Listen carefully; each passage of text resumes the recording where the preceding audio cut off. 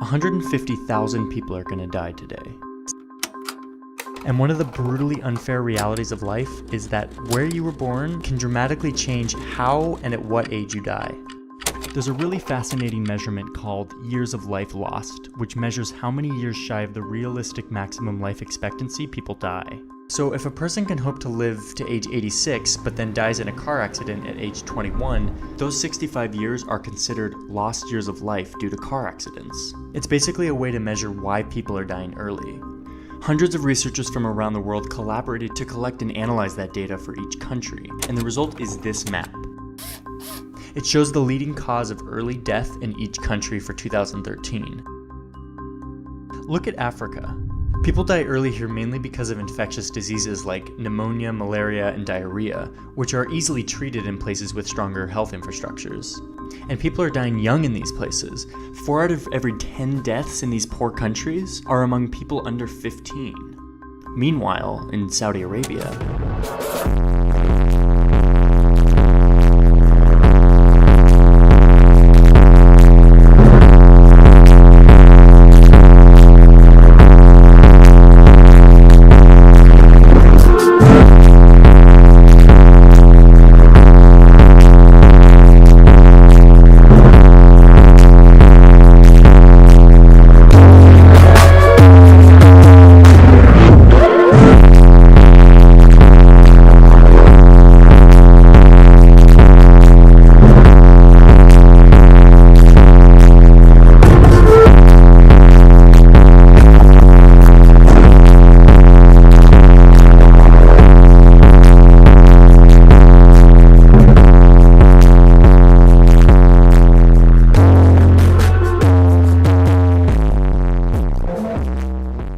trend among young guys who see how crazy they can get on the road.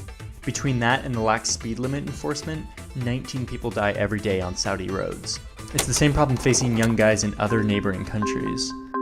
Over in Venezuela, 25,000 people were killed in homicides last year, making violence the leading cause of years lost.